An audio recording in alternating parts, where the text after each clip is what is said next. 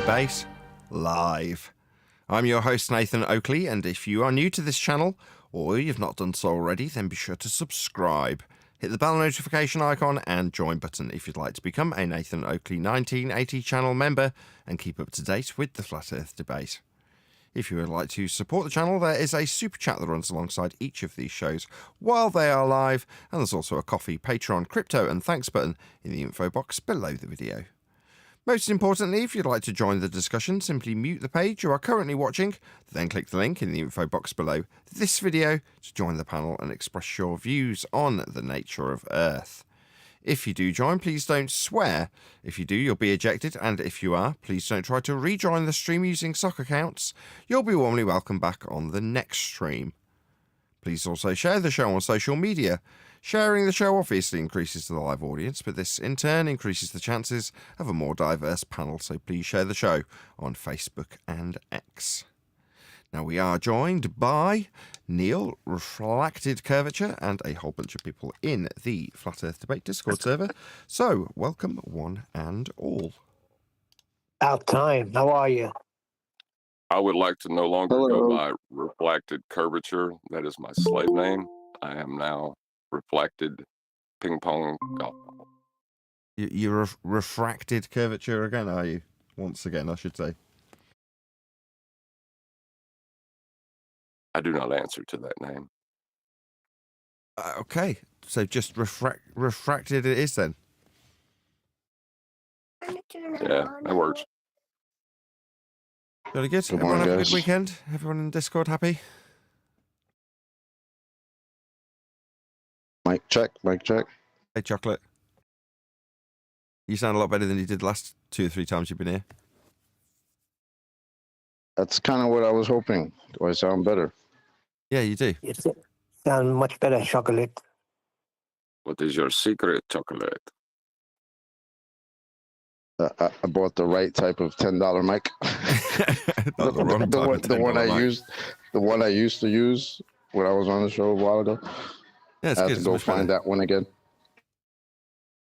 Definitely, we can hear what you're saying, which is ideal. Did anyone catch QE's T-Jump episode from yesterday? Yeah, I was there. Okay, I have made 3 attempts to listen to it and haven't actually got to listen to it yet. So, 3 attempts. Something else has distracted me on every single occasion. So, is it good? Yeah, QE was in his rare form when he's doing a onesie. Or is it just him on his own? Yes. So he did 4 straight hours on his own. Well, isn't that No, something? T-Jump was helping him. T-Jump was helping him. Come I on. mean, no doubt. I thought about it as soon as I opened my mouth saying it. It's not like he's just wittering to camera or wittering to a mic in his instance for 4 straight hours. He's got a video, he's playing a little bit of it and then bouncing off it. So yeah, I can kind of understand that he could easily do 4 hours responding to stuff. Yeah, he did a treatment all by his onesie. I'm looking forward to watching it, but there's no classes. So typically there's a break for most kids, but for my kids there isn't because they're homeschooled. However, they do actually have quite a number of classes. And for whatever reason, the homeschool classes have decided to take the same cues from holidays that normal school kids have. And I'm like, why? Why are you having these holidays? Kind of one of those things that you're not expecting to have a few spare hours of your time, but I'm definitely going to get enough time this week to watch QE's live stream from yesterday. So I can't wait. Check it out if you haven't seen it already. I haven't, so I can only assume it's a typical treatment and it's just as worthy as the next QE video to recommend. Right, Neil? Well, let's put it this way. It beat Saturday, that's for sure. Beat Saturday? Well, Go on, John. Or Neil, one of you. Well, I was just saying it beat Saturday's ball busters, that's for sure. That was painful. Yes, because they was it Craig? I can't quite remember who we were covering. Yeah, it was Craig, the woman beater. But it The doesn't have 6 foot anything. one guy. Old lady, not just women, old lady specifically. Yeah, he just didn't have Anyway, anything valuable to respond to, did he? It was all just childish nonsense. yeah, that's why we're responding with childish nonsense, probably. The T jump episode, though, if you listen to Witsit debate Nathan, I would have a puke bucket next to you if you're going to watch that video. You're saying if you watched Witsit and I discussing his performance in Antarctica, it would be detrimental to your mental well-being to watch T-Jump and Witsit? Was it T-Jump and Witsit, No. I assume? No, if you watch the debate he had with you like 2 years ago when all that stuff kicked off with Jaron calling you a scammer and all that, Uh-huh. if you're in the know about that, the T-Jump thing will make you sick. Oh, really? Okay, and now I'm even more intrigued to watch. Okay. I did kind of ponder why QE was covering it, because it's not exactly the most recent of videos, is it?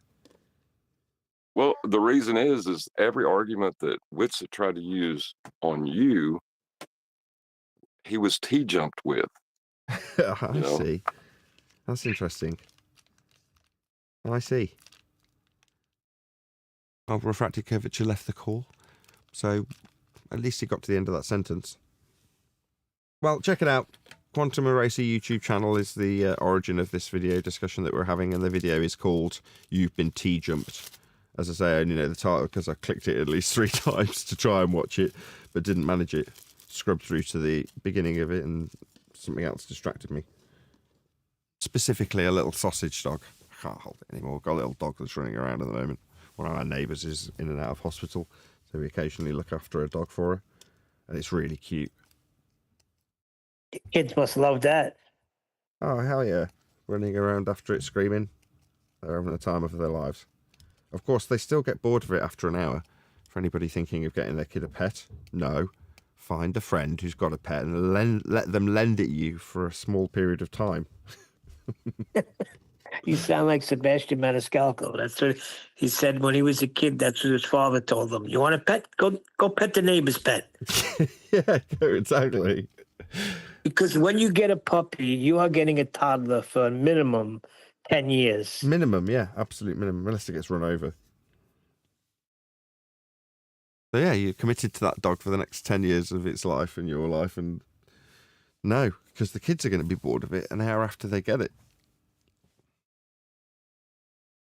And they're never going to walk the dog like they say they're going to. I'll walk the dog. I'll take care of the dog. No, no, no, no, no. It always falls on Papa. Yep. Well, in this instance, I've done the sensible thing and borrowed a dog temporarily.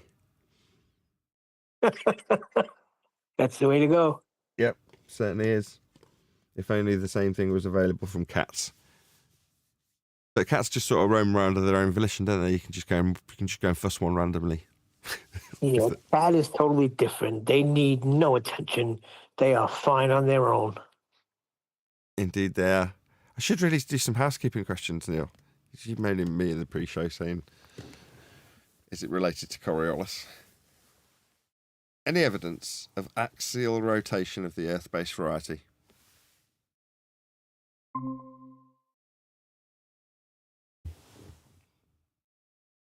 Refracted?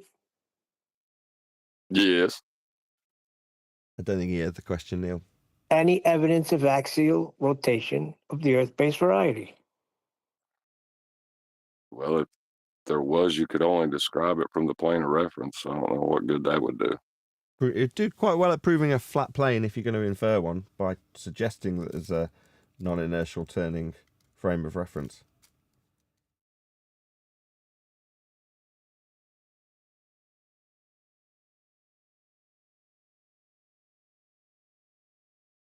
What question haven't we had in a while, Neil?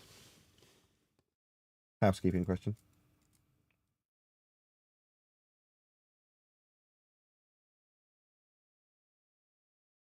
I'm thinking. What about the gravity one? Well, we discussed gravity quite extensively on the Friday show, which was quite a good show. I listened back to it myself. Not that I often don't review my own shows, but, actually listen to the entirety of Friday's show. So there's a couple of hour live stream. You don't have to be a member to hear the majority of Friday's show. And we jumped here, there and everywhere for some reason. I don't know why. I was just in a good mood, so reasonably compliant. When people suggested I did things, I actually did them there and then. Like go to politics and then immediately go to Earth Awakenings. I know one we haven't asked in a while. Any evidence of a 24-hour sun in Antarctica? Not a housekeeping question. Oh, gee, that's right. It never was. No, it never was. What does the 24-hour sun in Antarctica prove? It doesn't. It doesn't prove? No. Well, I mean, Yep. I could probably rack my brains for something that's new that I could suggest it proved, but to date, let's rephrase that. In recent times, nobody's taken the assertion of a 24-hour sun in Antarctica and turned it into an alleged proof. Even Craig McNeil, when we were assessing his assessment of me and Whitsitt on Saturday, even he was suggesting that no one was out there claiming it would prove a ball. Well, I have a logical syllogism I'd like to put forward. Feel free. Since the elevation angle of the sun stays above the plane of reference for 24 hours in Antarctica, we can know that the Earth is a plane in Antarctica.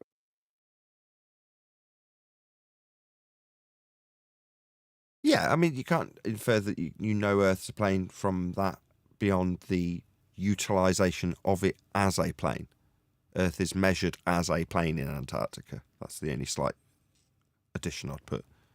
In other words, yeah, Earth's measured flat in Antarctica. Why? Well, because they're measuring it flat. When they measure the elevation of the sun with respect to that plane that they're describing it from, the angles that they provide us are those measurements of a flat plane. So wait, if it didn't prove anything, and they knew it wasn't going to prove anything, then why did everybody go? And why was it called the final experiment? So I heard someone went to sabotage it.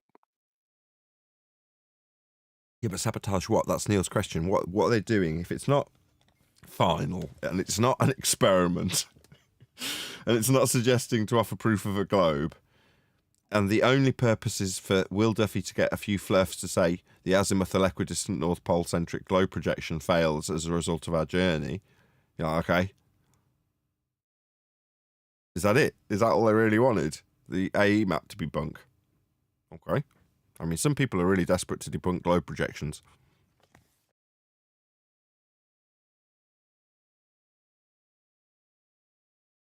But it gives the appearance that it's about appearance. It's not about like what is true. They're giving the appearance that there's an argument that this is settling.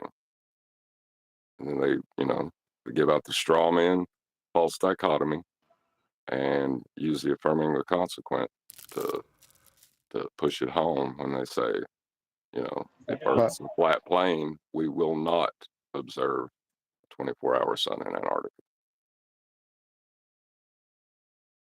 Yeah, but nobody formulated that fallacious reasoning. We pointed out that the only way you'd achieve a suggested proofsy was to affirm the consequent, and then we formulated it on their behalf to show how wrong it was.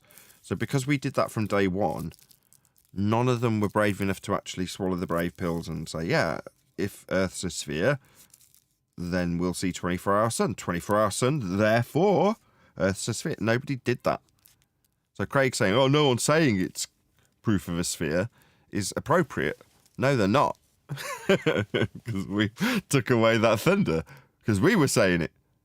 We were just pointing out the fallacious reasoning when we said it. But they would have done had we have not done that. I mean, no doubt.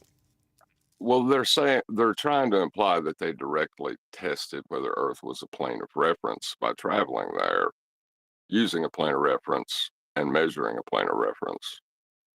they're saying that they've debunked Earth is a plane of reference.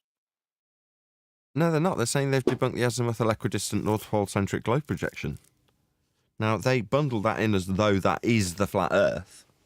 So you might suggest that they're inferring that. You might suggest that they are inferring that. But they're not saying it. And matter of fact, they're debunking the AE projection. That's all they're doing.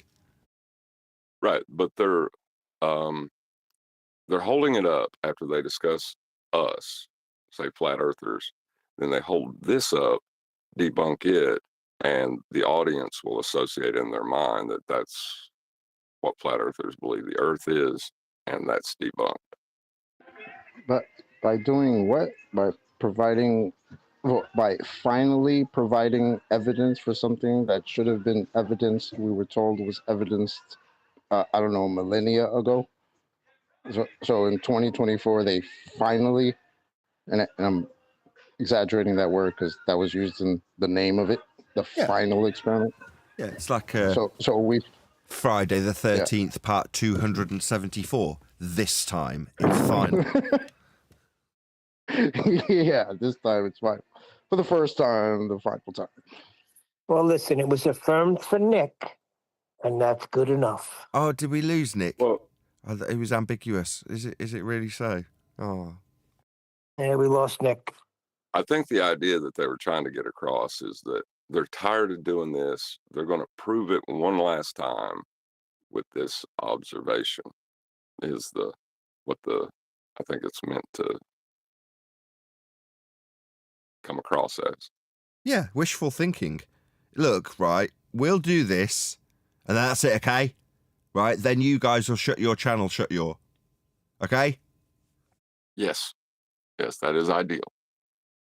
Oh, what a shame. We're still here telling them how their flat Earth measurements that they took in Antarctica are quite useful to prove Earth's measured flat. That must be really irritating after spending several $100,000 to go to Antarctica.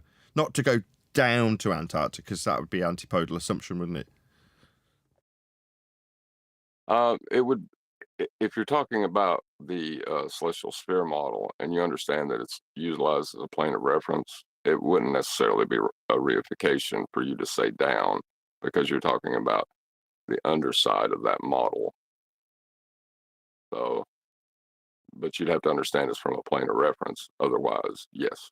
In other words, if I say down in reference to the celestial sphere, I'm not physically reifying that notion mathematically from the conceptual to the physical. But if they say down, it absolutely, without question, is the reification of said model projected in PZX format for them to believe they're standing on it. So they can't say down. It's automatic assumption of antipodal positioning for them, not me. The antipodal positioning that I might infer is, matter of fact, non-physical. Yeah, you got it. Yeah, Globers cannot say down. No. We can say down. We can say down, exactly. They can't say down. You'll need a flat Earth for that. Bible U from the chat says Nick who. So it's a bit of an in-joke, which is poor form. I normally tell people off for doing that. Bible U. It was a claim of Will Duffy that a fellow... Yeah, I'll just explain it. So Will Duffy was asked if there'd been a change in the, I was about to say religious belief, but the belief of Jaron Whitsitt or whoever the third guy was.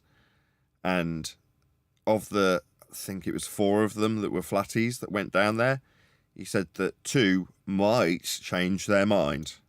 However, one dude called Nick did email in and say that he wasn't a flat earther anymore. So, yeah, so far, one man, several $100,000 spent. It's certainly got an air of finality to it, hasn't it? There you go. Now you know, Paula. I'll tell you what, it shut me up about claiming there was no 24-hour sun in Antarctica. Yeah, because we were constantly babbling about it every single housekeeping session up until them showing it weren't the case. We just couldn't shut up about it. Me talking about guns all the time. I couldn't help myself. It's all I babbled on about. The guns in Antarctica, every show. 8 years of it. Done nothing Well, I but still think babble they're. about guns. I still think they're arming the penguins. I just don't have evidence. That's my personal belief that the penguins had the guns, and Craig was in some kind of weird conspiracy to cover that up. Well, before No, they're giving them laser beams, man. no, before they went down there, right? I was barking on about there being guns in Antarctica. No one was listening. But now they've gone down there to shut me down, and show that there aren't any guns. Isn't that very suspicious to anybody? They're hiding the guns. They're part of the hiding of the guns that I've been talking about non-stop for 8 years. Nathan, you said 9.4 years ago that there were guns in Antarctica. Now own up to it. I haven't shut up about it since. It's all I've talked about, Neil. Anyway, yeah, we didn't shut our channel, shut your. So, yeah, it wasn't final really at all. Yeah, and all the measurements they made were of a flat Earth.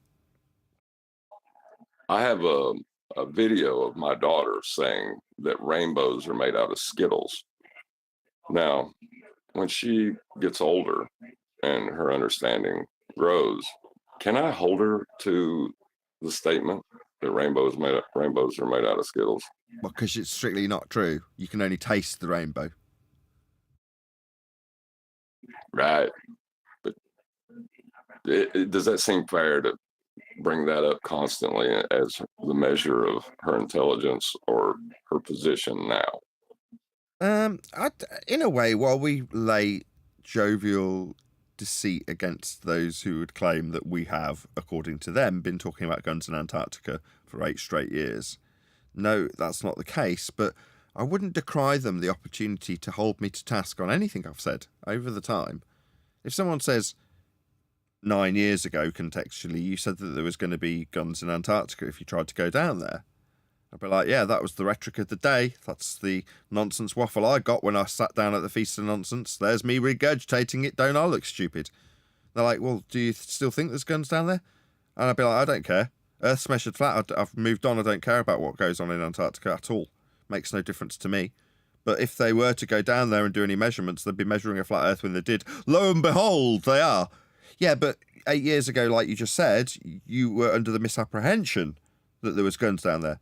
I'm like, yeah, look, you can show that in a comment on a video 9.5 years ago, I suggested that if you were to try and go down to Antarctica, you'd be stopped. Well, I'm pretty sure that is actually still the case, and it might very well be the case that they'd try and stop you, and they might be armed. But given that people who went down there got all of the necessary tick boxes ticked, all of the necessary equipment fulfilled, filled out all of the necessary forms, got all the right permissions, and spent the several £100,000 required to get down there, they were not stopped by guns. So, egg on my face, that comment from 9.5 years ago was definitely wrong. And I red-faced. Wait a second. What about retroactive? What does that go? Continuity? Retroactive continuity. That's something else, though, isn't that? That's not guns. That's the 24-hour sun itself.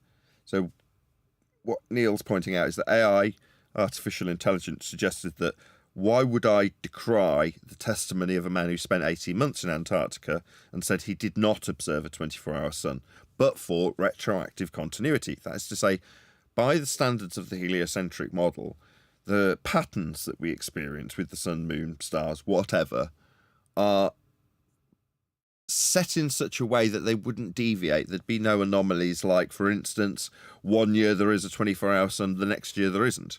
Or that it creeps up to there being a 24-hour sun over a 5-year cycle, just for the sake of argument. But if you're at the tail end of that 5-year cycle, you're definitely not getting a 24-hour sun in Antarctica. And if you're at the other end of the cycle, you do. I don't know. I'm not an Antarctic expert. But the point is that you don't necessarily have to disregard first-hand testimony because something that happens today doesn't match an experience described by somebody 10 years ago. Now, their description of it 10 years ago was of their description of being there 8 years prior to that. So we're talking about some significant time ago. Nevertheless, what we've had in the meantime, in the interim, is lots of fudged footage of Antarctic 24-hour suns. And now we've got a load of gates between us and just looking at the footage and going, isn't that interesting? Earth's measured flat with everything you'll tie to that observation. Well, you know, I don't want to disparage Robert Shortman, but if the information he gave you was a lie, right? What is the purpose in lying to you? Because I'm guessing he sought you out, did he not? I met Robert Shortman at a meetup that I'd arranged in Oxford with Antonio Subratz, and he just turned up and got chatting with somebody, and then somebody pulled my attention to one particular dude that was at the meetup. He'd been in Antarctica, so he didn't actually approach me. I approached him, but he had come to the meetup, so he was there chatting amongst friends of Flat Earth UK, as the show was that I was promoting at the time. So he proactively came to a meet that I'd arranged with somebody else, Antonio Subratz. There you go. I don't, like you say, No. I don't necessarily assume he was lying. No, I don't either. That's why I said it. If it's not true, what he said, and there was a 24-hour sun at the time he went, that would mean he had to be lying. But the only purpose I can see in doing that is this false dichotomy argument. Which is a possibility also. It may be the case that he was literally here to put false rhetoric into the arena of Flat Earth, assuming that he knew that I'd still be here 10 years later, still making videos. I mean, it's a bit of a gamble. No, not you. Just have that out there, and for the purposes of anyone can find it 10 years later. You don't necessarily have to be here. Fair enough. Yeah, maybe. I mean, the video stayed up, obviously, the whole time. The video's not going to go anywhere, even if I stop making material. His interview's still one of my, if not my most popular video on the channel. So, yeah, maybe you're right. He could literally have come along just to peddle that narrative to make everybody look stupid should it be needed to be done 10 years later.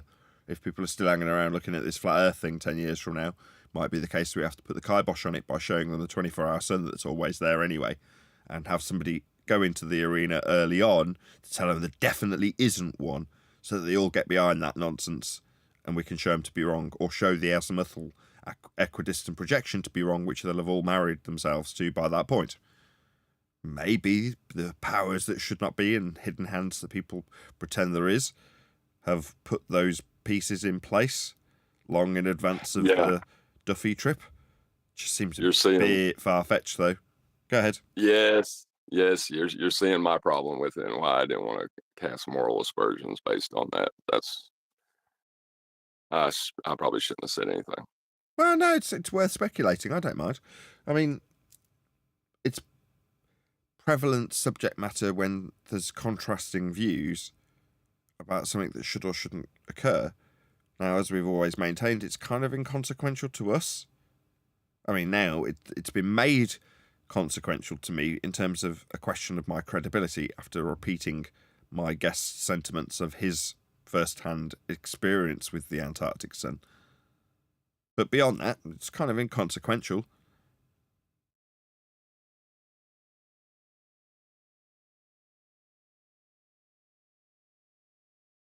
Right, did you want to cover this video, Neil? Neil's picked out a video that's bugged him because it's about Coriolis effect. It's not necessarily a particularly big videographer, and it was made a year ago, so if you really want to cover this, Holt, Hanley, we will. Do you, Neil?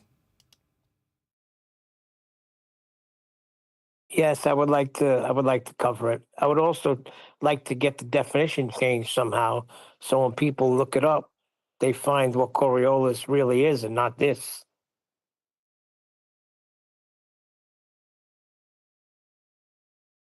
Okay, right. Let's get into it then. Go on, John. If we're watching a Coriolis video, I would just like to warn everybody. This is your trigger warning. Get your puke buckets ready. We're in for some nonsense. In the southern hemisphere spin a different direction than toilets in the northern hemisphere. Well, this is actually a myth, and it's not true, but it's based on something that is real, which is the Coriolis effect. And the Coriolis effect is the reason, for example, hurricanes spin different directions in the northern and southern hemisphere. No, it isn't. It just doesn't have an effect on things as small as your It doesn't have an effect on anything. It's an illusion. toilet. But it can impact various areas of your It life. doesn't impact anything. It's an illusion. For example, if you've ever been in a plane, your plane actually has to take into account the Coriolis effect. So That's great. If the yeah, strike three. If the plane was taking into effect, it'd actually be the causes of the Coriolis effect that would have any influence that you could take note of on a heliocentric globe Earth that's turning. Then the cause of Coriolis deflection in that rhetoric is Earth turning underneath the plane, in which case a flight from Charlotte, North Carolina to Los Angeles would only take an hour and a half, because the cause of Coriolis effect in globe Earth rhetoric is Earth turning underneath the plane. So no, given that it's a 4.5 hour flight time in both directions pretty much, it's not rotating underneath a flight to reduce its flight time from 4.5 to 1.5 hours in the case of Charlotte, North Carolina to LA. Earth's not turning underneath anything. Earth's not turning. Because Excuse me. it will change. Yeah, go ahead. Any evidence of a Coriolis-related instrument in any aircraft ever made? Ever? No. They have a device called a Coriolis meter, but it's mislabeled because it's testing for actual deflections within moving containment systems. So it's mislabeled. That's all I got. Copy that. It has to change its course because of the rotation of the Earth. Now that might have been a little bit wordy, so let's just go A little bit wordy. They're just a little bit wrong. Yeah, we can actually keep up with your nonsense waffle and unpack it. Wordy isn't a problem for us. into a drawing here to try to understand the Coriolis effect. Right, well, I don't need to because you've already got it wrong verbally, so I'll just accurately describe Coriolis without this garbage on screen. So the Coriolis effect is a not actual deflection observed as you rotate on a non-inertial turning reference frame, observing a projectile object travelling straight in the inertial frame of reference. So what's the effect actually entail? It entails you, for example, sitting on a merry-go-round, going round and round and round, as somebody else tosses a ball over the top of the merry-go-round. So imagine 3 participants, you being the one on the roundabout or merry-go-round spinning around, the 2 others throwing a ball back and forth over the top of the merry-go-round that's spinning. Now they're throwing the ball to each other, back and forth in a straight line. On the merry-go-round, that's the non-inertial turning reference frame, you observe the ball seem to take a curved path. That is because you are rotating underneath the straight path the ball actually takes. So to summarise, Coriolis deflection is the not actual curved trajectory of the ball perceived by you, the observer, on a turning reference frame. That's Coriolis effect. The perceived but not actual curved path. On the left, pretend that is a merry-go-round that isn't rotating, and on the right, it's a merry-go-round that is rotating. I know my drawings aren't the best, but they'll suffice for this picture. So let's go to this one on the left first, and let's give this guy... Yeah, he's already got his example incorrect. Go ahead. Will you be standing on the outside of this merry-go-round with horizontally on the outside edge, like you're rolling a quarter in his example, or will you be standing on the plane of reference? It depends what you're describing. So because he hasn't got to his description fully yet, it's hard to know where he's going to go with this.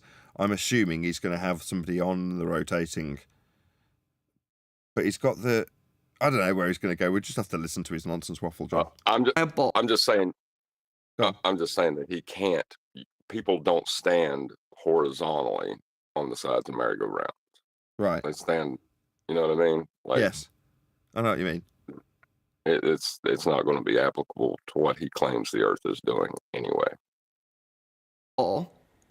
and he's going to roll the ball to the other guy. That ball is just going to roll in a straight line. And then that is the actual path that it's taking.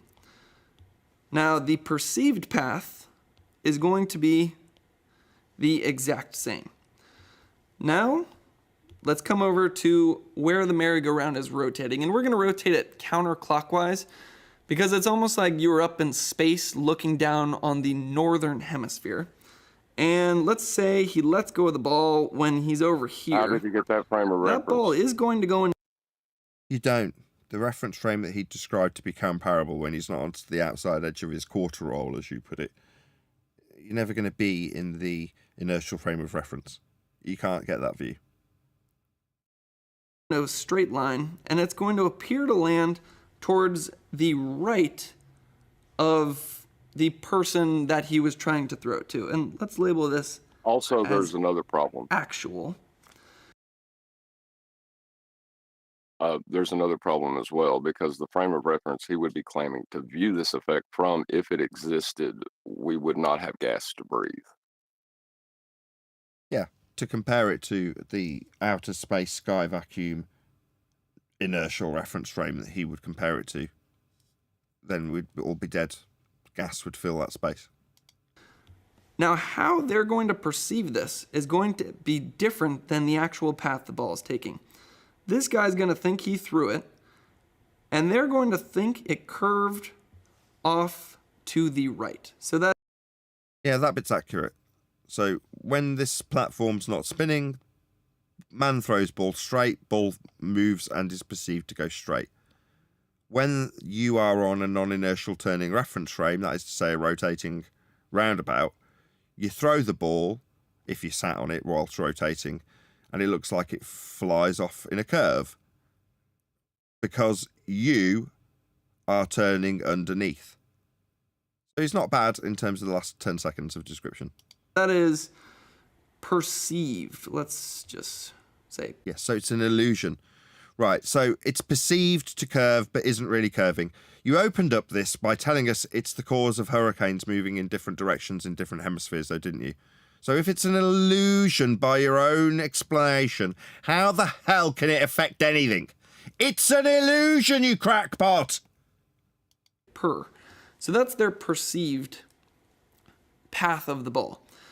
So do we have perceived curved hurricanes? Is it just my perception, or are they actually freaking curving? Going round and round in circles? Yeah, I'm pretty sure that's an actual trajectory of hurricanes now, isn't it? What about your water going down the plug hole? Is that a perceived curved trajectory? Like a not actual seeming to go round and round the toilet, but actually going down in a straight line? No, again, you're a crackpot, aren't you? Because what you've just accurately described is the not actual deflection in Coriolis deviation. It's not really happening then. So you're not going to ascribe this to any physical effect ever, because there isn't one. There's just a ball moving straight and you turning underneath it, and what your eyeballs think you see because you're turning underneath. It's not an actual force. It's not an actual effect. Nothing's really happening because this perceived curve isn't real. You throw the ball and it just goes straight. But after you let go of it, you carry on moving on a non-inertial turning reference frame. That's all that's happening here. So nothing's going to be ascribable to a globe Earth. So the point I'm trying to make here is the ball actually is going in a straight line, but it just looks like it's curving because... Like a hurricane? Because hurricanes just kind of look like they're curving, do they, you crackhead? Yeah? That's how you open this up. Do you realise how stupid you sound now I'm pointing it out to you? Yeah, we do actually have actual curved paths in weather patterns, though, don't we? It's not a not actual curving hurricane, you clown. Because the people and the plane that they're on is rotating and moving. On the what that they're on? The plane? Yeah, you'll need a plane to describe this effect. So to relate this to an airplane actually is going in a straight line, or would be going in a straight line, but because the Earth is rotating beneath... Right, would be... straight lines like sorry, is going in a straight line, would be going in a straight line. Those are two different things, aren't they? In his little sentence fragment, he said, the plane is going in a straight line, or would be for the fact that Earth's turning underneath. So based on his rhetoric that he's just laid out, according to him, a man on the ground watching an aeroplane sees the plane seem to curve because Earth's turning underneath the aeroplane. Now, that would shorten the flight times, wouldn't it, son? Yeah? It actually has to change its course to land in the correct destination. Really? Now, that would shorten flight times. Charlotte, North Carolina to Los Angeles would only take an hour and a half. You complete clown. Let this clown know he hasn't got a clue what he's babbling about. He's put out a video so he can sound smart when he's actually stupid. Holt Hanley, you utter clown. If it's a not actual deflection that you're observing when the plane travels straight, then it's actually travelling straight. There's no deviation to correct for. It's an illusion of deflection. But if that illusion is actually occurring, it means that the man on the ground is observing the plane seem to curve because Earth's turning underneath aeroplanes and hot air balloons and drones and you if you jump up and down. That's definitely not happening. Please let Holt know at Nathan Oakley 1980 sent me with a polite comment that just alludes to the fact that we've pointed out his error, gross error, based on his complete misapprehension of a translation from a not actual deflection in the inertial reference frame observed from the non-inertial frame to a globe Earth turning underneath friggin' aeroplanes and drones and hot air balloons. Something that absolutely, without question, does not happen. Earth does not exhibit Coriolis deflection. If it did, we'd definitely know about it. So to understand that, we can actually just look at our Earth right here, and we'll come in and we'll draw some airplanes in here. So let's draw an airplane right here. Is he getting ready to show an airplane flying backwards on takeoff? Well, don't jump the gun, maybe. Right here, and let's draw an airplane right here. Now their destination they're trying to get to is on these various lines. That's 0 latitude, 30 latitude, and 60 latitude. Those are all flat Earth elevation angle measurements to Polaris.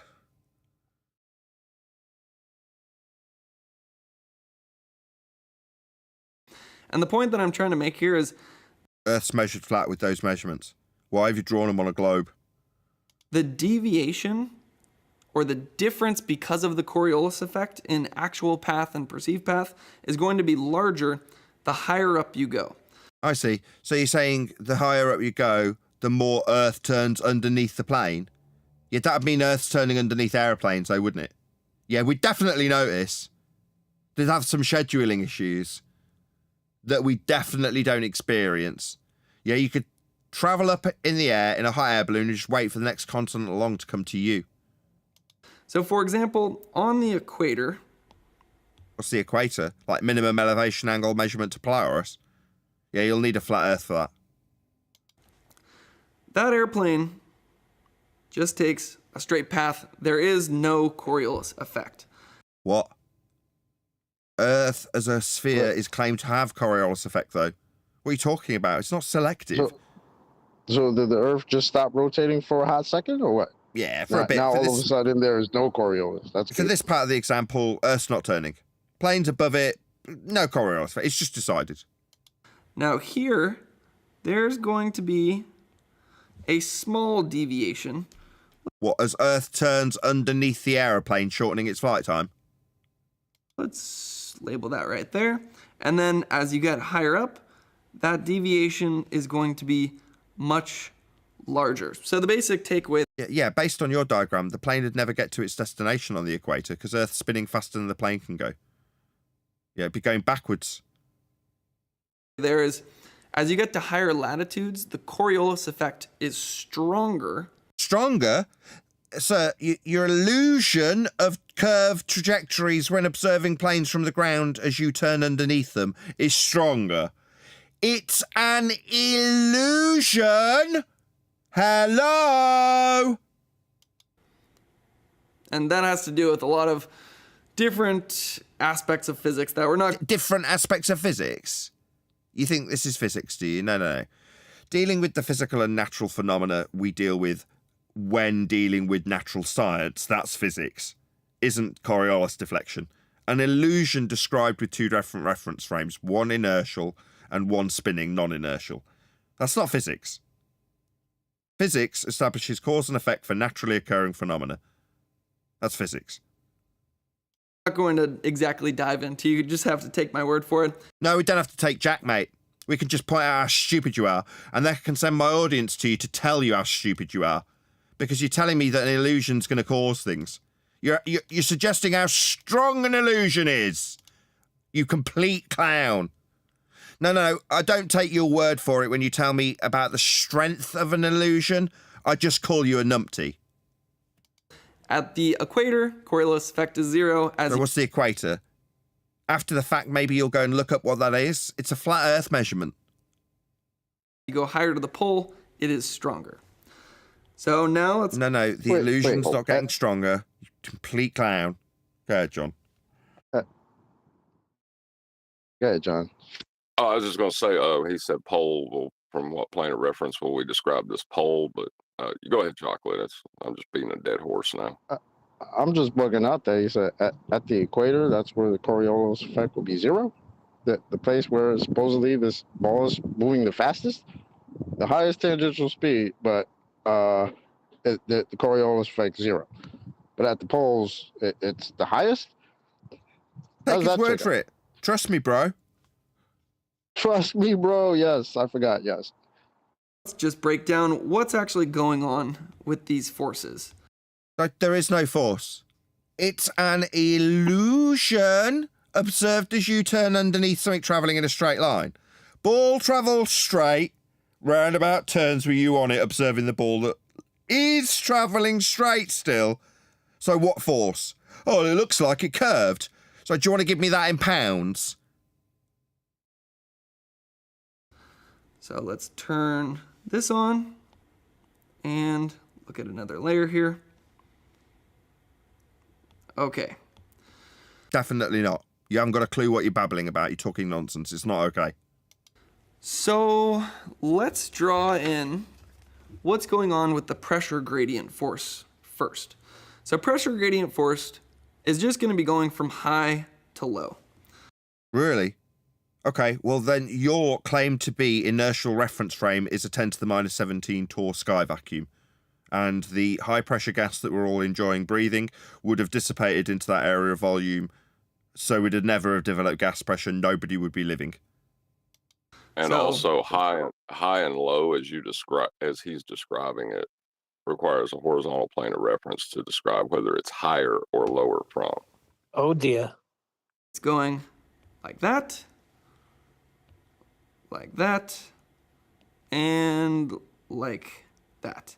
And this is our pressure gradient force.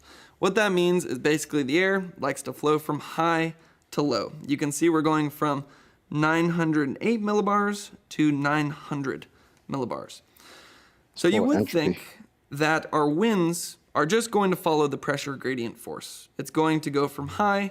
Who gives a crap? Go on, John.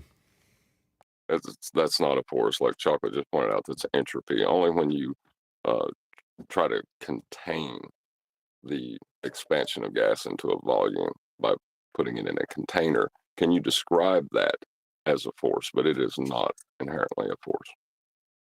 To low. So let's pick a different color here. Let's put our green as our winds. But it's actually not going to be flowing straight from the high to the low. It's going to be slightly curved right there. Let's go slightly more curved right here. Does this guy just think there's one direction of wind? You do realise there are multiple surface directions of wind, right? And then eventually completely curved right there. So why does this happen?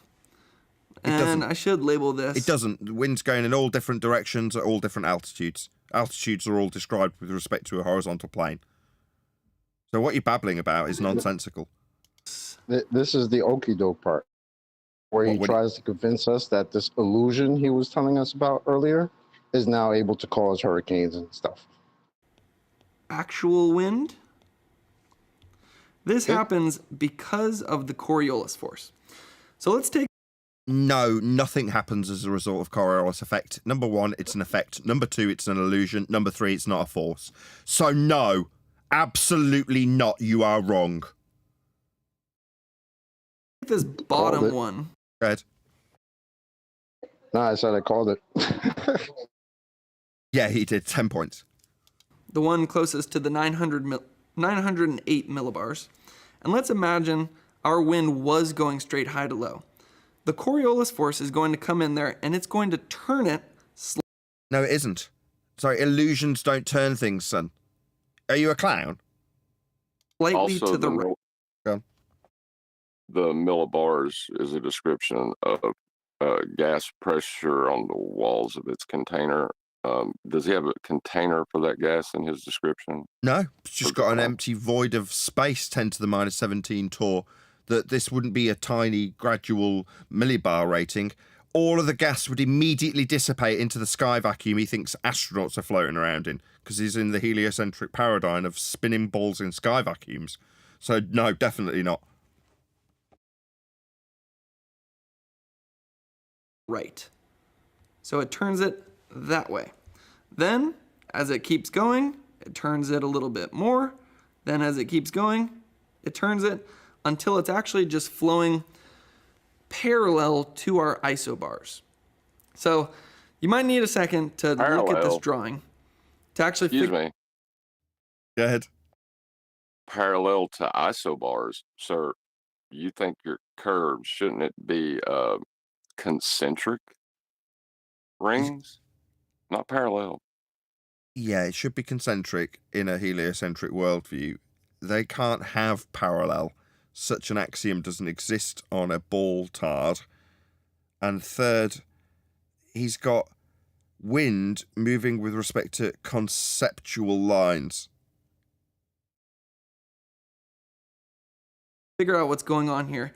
And then you can start to see how this can form the circulation around a low pressure system.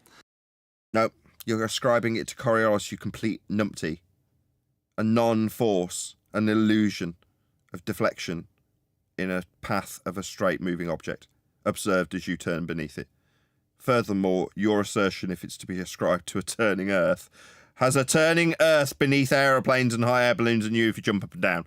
It's stupid. And this is what you would call a geostrophic wind. It's not exactly this perfect in the atmosphere because there's lots of different...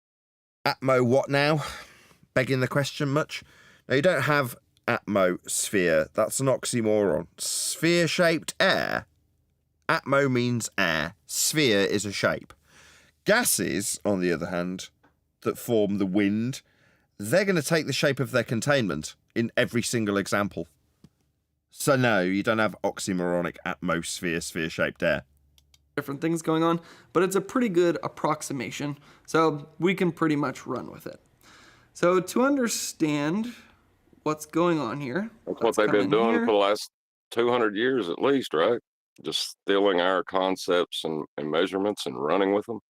Yeah, can you stop doing that? If you're watching this and you're a globetard, please can you stop utilising our axioms and measurements? That's flat Earth axioms and flat Earth measurements to assert you're on a frigging ball in a sky vacuum. It's really getting irritating. Stop using our stuff.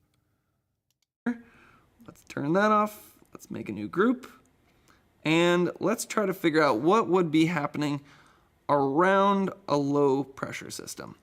So the pressure gradient force, we're looking at the left here. Sorry, which force are we talking about now? I thought this was about Coriolis effect. It's in the title of your video. Now, you're either ignorant. Yes, you're definitely ignorant. Or a liar. Because, no, this isn't Coriolis effect. Absolutely without question. Shout out to Tuberticus. When am I going to see a plane fly backwards? He says from the super chat for $100. Really appreciate these big super chats. Thank you very much indeed for your support. You don't. But in their rhetoric, there is a point where the globe Earth turning overcomes the speed of aircraft. And therefore, when they take off from the ground, their rhetoric would lead them to assert that the plane flies backwards. Huey's had a couple of people over a barrel on that and had them say it. It's really funny when they do, when they follow their own rhetoric to its logical conclusion and have to say the plane's flying backwards. From the inertial reference frame, if you were to observe it, they would assert the plane's flying backwards.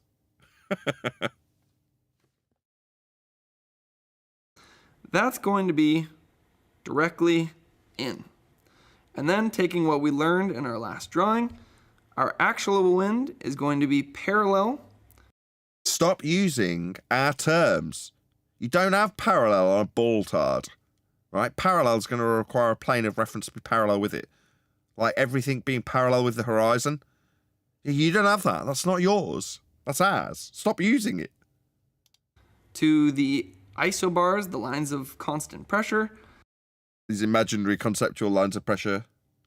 And then our Coriolis force is always to the... It is never existent, imaginary, not actual, illusionary.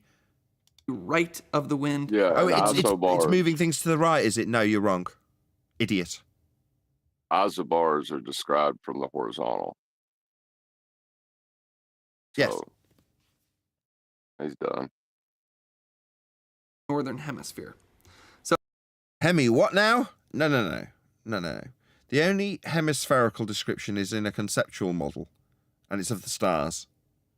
After that model's created with measurements of a flat plane, you can create a ball with PZX triangles, have a sign conversion, project the points that are on a celestial sphere back onto a radius 3959 ball. This ball, to have you asserting that it's hemispherical in nature when describing the ground that it's plotted with respect to, is nonsense. So what's going to be happening here? Our wind is going to be going counterclockwise. Really?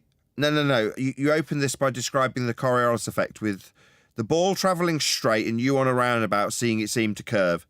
So by your own standards and explanation of the Coriolis effect, if you're going to ascribe it to this, then according to you, the wind travels straight and only appears to curve as you turn beneath it. That's your description. You gave it. I gave you props for it. But now what? We've got an actual force acting on the winds, have we? No, we haven't. You're an idiot. And this is a low pressure system. So right there, you can see why in the northern hemisphere, you have... Hemi, what now? No. You're reifying concepts that have been taken from basis of flat earth measurement. Shout out to Just Jack. Coriolis made toilet spin, now the cause of longitude pressures and winds. Lol. Right on. Counterclockwise flow around a low pressure system. It's... What? Even in his nonsensory wittery about this stuff. Counterclockwise, clockwise. Oh my god. the combination of the pressure gradient force, I should probably label this, it's a combination of the pressure gradient force and... You can't have a pressure gradient without pressure first, so you're definitely going to have to use a container for that. Or we could at least ask, for those of you going to this top guy who's hopefully going to prick his ears up and do the same for me if he does do a response video. Obviously, if he was to do a response video, I'd hope he'd put a link to my video. That's the whole point of me putting a link to his and sharing the YouTube algorithmic love when I put his link to my audience. But we'd maybe put it to him as a question, John. Feel free. Do you have any evidence you can have gas pressure without a container? Perfect. Coriolis. So now let's look at the high pressure. So now our high is in the middle. Me, I'm not as polite as John. Sod that. You're going to need a container for that pressure. It's the force exerted on the walls of the containment. That's what pressure is. Now, there is no demonstrations of gas pressure without containment, and in your rhetoric, you've got a 10 to the minus 17 torr sky vacuum above your head to worry about, son. So you're not getting pressure at all. Middle right here. So, and our low is on the outside. It's going from 904 millibars to 900 millibars. Pressure gradient force is going to go from high to low, so it's pointing outward. But then our Coriolis force is going to want to turn those winds to the... Yeah, that's where he just done it. The outward, I bet you he's going away from the center of his sphere, not up anymore, right? Right. Right. First, it's going to turn it a little bit, Then it's going to turn it a little bit more. And then it's going to turn it... I know John's already pointed this out once, but every part of his description for this Coriolis hijacking, because he's no longer talking about a Coriolis effect, it's an illusion. But he's doing it with respect to a flat plane of reference. That's how his description's padding out. all the way until it's parallel with those isobars. Yeah, parallel. So this can't be described in terms of his ball description. He's describing it with respect to a plane. That's where John props to him. He already pointed out when he asked, well, where are you getting your axis from? Pole, you say? Yeah, what? Perpendicular to a plane of reference that's rotating. That's how this is described.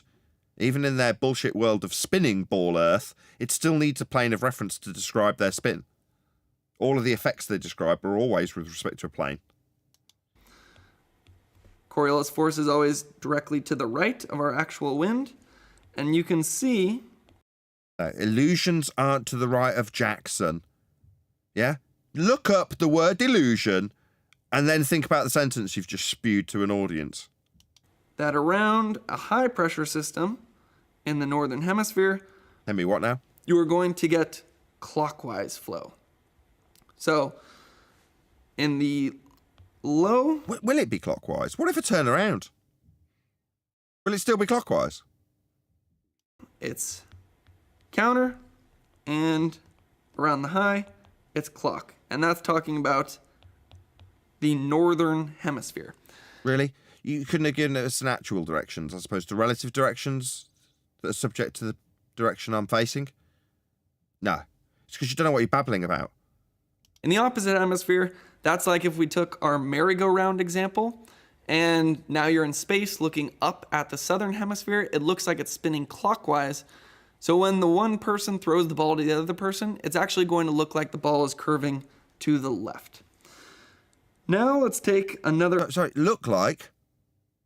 No, your description is of an actual deflection.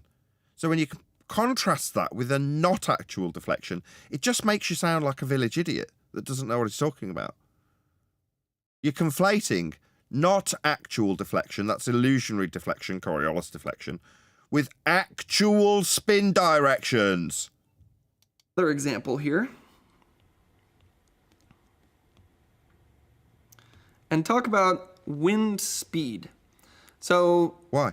Taking our forces that we were talking about... There aren't any. What are you talking about? Pardon me, but since speed relies on distance in either miles or kilometers, and that's a straight line distance, conceptually, why is he using... You can't have speed either, buddy. Yeah, stop using speed. Miles per hour? No. You're going to need a flat earth for the miles. These are all flat. None of these are curved. They're all linear in nature. So you're going to need a flat earth to describe these conceptual miles or speeds. Let's say flowing from high to low again. Paused in advance of you interrupting, but you didn't say anything. We'll carry on. Here's our actual. Actually, I want to make that smaller at first. And let's actually start this one over. Because the point I'm making, it's important what size the arrows are. So there's our pressure gradient force. Here's our actual wind. And here's our Coriolis force. Except what we're thinking is, this is water in a river. Now everybody knows that in a river, when it's very wide like that, it's going to be very slow moving water. But then as the river tightens up, that water is going to start moving a lot faster. So what's going to happen is that force is going to increase. Now he's completing a completely new force. Don't know, if you ask me, it sounds like he knows what he's talking about, says Tuberticus. Oh, really? Tuberticus. You say he knows what he's talking about, do you? I'm thinking no. This force is going to increase, and then your actual water speed is going to increase as well. Who gives a toss? This is meaningless. So, just kind of drawing the forces in there to illustrate how nonsensical it is when talking about a illusionary deflection in the frame of reference that you observe when turning beneath something in an inertial reference frame, aka Coriolis effect as labelled in your video. Yeah, this is nonsense waffle, son. What we're talking about, but just think water goes faster as you funnel it. Okie dokie. What the hell does that have to do with non-inertial and inertial reference frames producing illusionary deflections? Oh, absolutely nothing, you total clown. So now we can just picture the exact same thing. No, we can just picture you in a giant pair of shoes with a big red nose. Over here. At first, pressure gradient force is You don't have that, son. You've got a sky vacuum belief. Somewhat weak. We're going from 944 to 940 over a very long distance. So over each little iteration, it's not all that strong. But as those pressure bars get closer together, that force is going to feel stronger. Yeah, there is no Coriolis force. It's an illusion. This is basically what I'm trying to explain here is... Basically, you're just a clown. You don't know what you're talking about. You've made a video based on your limited Dunning-Kruger knowledge of Coriolis deflections. Why winds get stronger as No, it isn't. You're wrong. isobars get tighter. No, it isn't. Absolutely not. Nothing to do with Earth's turning, nothing to do with latitudes that are measured on a flat Earth or distances that are linear. Your speeds that require a flat Earth, your heights and your parallels, they're all going to prove a flat Earth, but it's got nothing to do with winds or rivers. You're just talking nonsense. One of the easiest things that you can see on a weather map, as isobars get closer together, things... Sorry, what's the Coriolis force on a weather map? What's it rated at? What's the scale for the Coriolis force on a weather chart? Oh, there isn't one! Is it just nonsense that you're spewing into YouTube like Dunning-Kruger styley? Get windier.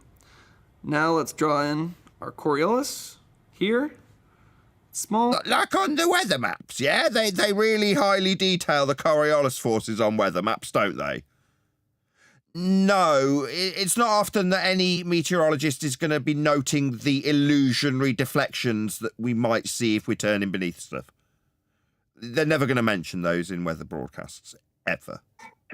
Is he implying that entropy is caused by the turn of the Earth? It seems that way, yes. Okay, he's stupid. Here, it's large, and the reason for that actually has to do with the wind speed. So actual, it's small. So what you're saying is wind. So we have wind. How profound. Why did you label this video about Coriolis effect and start telling us about how not actual deflections of balls would be observed if it's just wind? So we observe wind.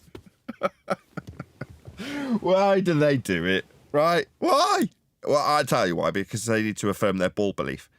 So let's just break this down, right? Coriolis effect is real. You can observe a ball looking like it curves as you turn beneath it on a roundabout. It's easy. Just get a friend to toss a ball over the top of you while you spin around in circles. Get two mates, rather, to throw a ball back and forth over the top of you as you literally spin around on the spot. And if you look up at the ball as it goes over, you go, wow, look, it's curving. Oh, it's not. It's actually me spinning around and around underneath it. That's Coriolis effect. It's real. Now, Earth is claimed to have this effect. That is to say, plane takes off and you watch it curve as you turn beneath it. Of course, that would induce the awful truth that flight times when travelling west would be radically shortened. And they're not. It would also have the awful truth that if a hot air balloon launched from the ground, suddenly the next continent along would come to it as it just hovered there. Because we're claimed to have a Coriolis deflection which would be induced from things being observed to curve as we observe them from a turning Earth.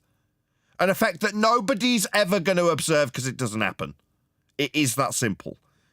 Coriolis is real. Earth's claimed to have it, but doesn't.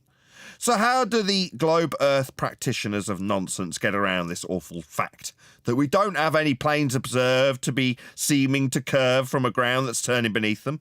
Well, they suggest that pendulums deflect as Earth turns beneath them. And gyros deflect as Earth turns beneath them. Yeah, that don't happen either. And if it did, as a consequence of their suggestion that Earth's turning beneath the frigging pendulum or gyro, then Earth would be turning under planes. Same as it is under the gyro. But it isn't. Just so we're clear, Coriolis effect is real. It's the effect of a not actual deflection as you rotate beneath something travelling in a straight path. Earth doesn't exhibit that effect in spite of the claim that it does. Anybody got anything to add? I hate Coriolis. It's my least favourite subject. It puts me in a bad mood. It's tedious. It was the longest chapter to write in the book too. Took forever to go over their Globiolis nonsense. Go ahead. Blame Neil. He's the one that wanted to watch it. Well, no, the reason why is because it gets annoying that if you go to look up what it means, this is what you're going to find. And we all know that that's not what Coriolis is. So how do we get the proper definition out there? You're going to let that annoy you? That you could look up something and it could be wrong? You know, we could look it up and it'll tell us we live on a ball too, right?